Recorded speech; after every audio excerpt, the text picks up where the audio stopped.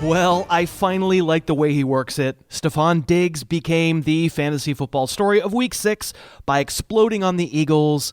We're going to take a look at how it happened and talk about what it means going forward, plus Nick Chubb being awesome, Will Fuller realizing it's not Week 5 anymore, Robbie Anderson remembering what a real quarterback is like, Sam Darnold playing well, even more. Let's talk about some fantasy stuff you need to know coming out of Sunday. Stefon Diggs had a fun and adventurous day, and we're going to show you a lot of it. The Vikings wanted him engaged early, and they gave him an end around. Get his attention. Maybe you get a game like you got on Sunday. Very next play on the very first drive. Let's see if we can get a one-on-one matchup on the outside and take a deep shot.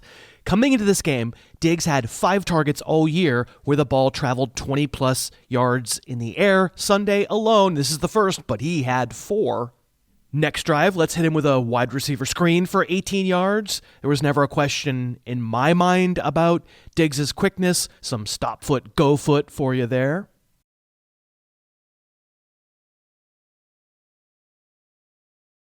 Which is all just preamble to the first bomb. Maybe Russell Douglas thinks he has safety help. I'm not sure he should think that. Seems to me maybe there's a half second where Douglas is like, all right, I'm playing outside technique. Pretty quickly you can see him realize, he better accelerate, and he just can't accelerate like Stefon Diggs can. That is a 62-yard touchdown. Very next offensive snap for the Vikings. Yeah, now that is a blown coverage, kids, or it's certainly one that Douglas does think he has safety help on. This is a pair of go routes, either side, with a single safety high, which begs the question, if you have 2 go routes on either side and a single safety high, it strikes me maybe the safety should not bite on an underneath route and leave both of the outside corners with no help on their go routes. That could have been a touchdown to either side. Either side could have had a touchdown. Pretty embarrassing defense. Diggs is the one who gets the score. Still in the first half, there was another deep shot to Diggs. Oh, and he could have had that one too. Could have had a long touchdown there. That would have been his 3rd huge bomb touchdown of the game. I did say adventurous, right? Let's keep both teams in the game with this one. Doink, right off his hands or face or both, intercepted, winds up giving the Eagles a chance to score at the end of the first half. I did say adventurous, right? Early third quarter, one of the stinkiest drops you'll ever see in an NFL game. I did say adventurous, right? Another reverse. He's going to throw it. Oh, no, he's going to keep it. No, he's going to kind of jump awkwardly and throw it. An engaged Stefon Diggs is a good Stefon Diggs. And will wrap up his afternoon with a 3rd touchdown, a beauty where he is Kirk Cousins' second read on this play. Thielen is the first read, but Diggs toe taps on an out and in route in the back of the end zone. Is everything completely forgiven with Diggs? Not exactly. Finally won you a week, but he had been really quiet. And the Eagles are uniquely stout against the run and uniquely terrible on the back end. But Diggs certainly, as a result of this, injects himself right back into the wide receiver 2 conversation with his buddy Adam Thielen at the Lions in Week 7. Okay, we'll be back with more fun stuff from Sunday. We're sponsored by ExpressVPN. I am a brand new ExpressVPN customer myself. I can explain why I decided to go this route. Largely for me, it's about data security. If you're using public Wi-Fi or even your home Wi-Fi, it's not that hard for a hacker who knows what they're doing to get your personal information within minutes. You hear horror stories of people on airplanes and or coffee shops getting hacked and their credit cards are maxed out before they even land and or get coffee.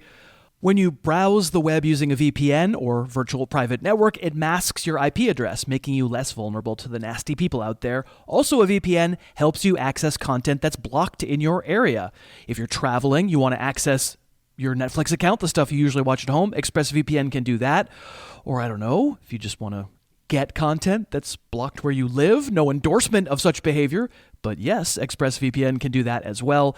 It's great. I'm sold. Plans start at less than $7 a month, and we can get you 3 months free with a 1-year package. Go to expressvpn.com/Harris. It's a great deal, and I feel better on airplanes now. Okay, let's survey some of the fun and not so fun stuff that I saw on Sunday, including Nick Chubb, who qualifies as fun. It's a frustrating loss for the Browns, blowing a 20-6 lead in a badly officiated game. But Nick Chubb, this early touchdown, bouncing outside, very well blocked. I wouldn't say this is incredibly special. It was but an aperitif. This run is so good. The subtle cutback at the very beginning. We'll show you that cutback again here on replay, making Ziggy Ansah miss. And then there's just a difference when Chubb accelerates compared to most 227-pound backs. He's basically the exact same size as Peyton Barber.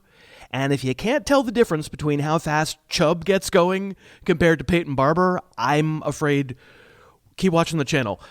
I can't really help you. He's much, much faster. Chubb would score again in this game and lose a fumble on a screen pass. I just want to show you this. It's a 6-yard run, but it's got everything. Stop, start, crushing people, refusing to go down, being strong. He's just an absolute baller. And the Browns are off in week 7. They have a tough one against the Patriots in week 8. Doesn't matter.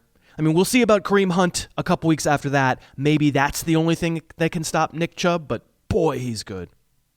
Moving on, I'm not here to say terrible things about Derrick Henry. I do think he stinks. I think his bad performance Sunday is a symptom of a broken Titans offense, and he did not wind up saving himself as he has done so far this year with a goal line touchdown. I mean, there's nowhere to run on these plays, right? It's true. But I will also say, Derrick Henry, uniquely ill-equipped to do anything when there's nowhere to run. Like, when there's not an acre of space for him to get going, yeah, it's just not going to happen. He's never going to be a favorite player of mine. But what I wanted to show you just made me chuckle as I was watching this film. Derrick Henry, nimble receiver. Okay, not a great throw.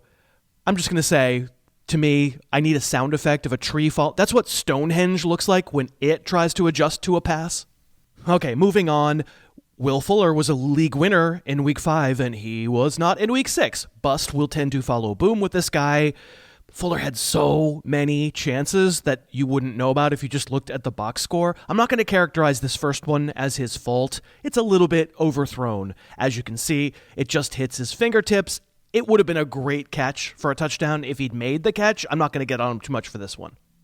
First play of the second quarter, people really just do whatever they want against the Chiefs defense. Deshaun Watson played great. He stands back there, he pats the ball, and Fuller gets wide open down the middle. I don't even really know what that is. He turns around and he looks over the wrong shoulder and he falls down. And I don't know, does the ball actually hit him in the face as he's going down? I mean, he makes the catch way harder than he needed to and then completely botches it. And then, oh kid, not another one. Yep, early third quarter, offenses again doing whatever they want to Kansas City right now. And what the Texans want on this play is to get Fuller deep, and Fuller beats his man. The safety's late coming over. And maybe you couldn't see it from the live version, but via replay, it goes right between his hands. That's a touchdown. Arguably Fuller's third touchdown of the day if he had made these catches. Such is life with Will Fuller.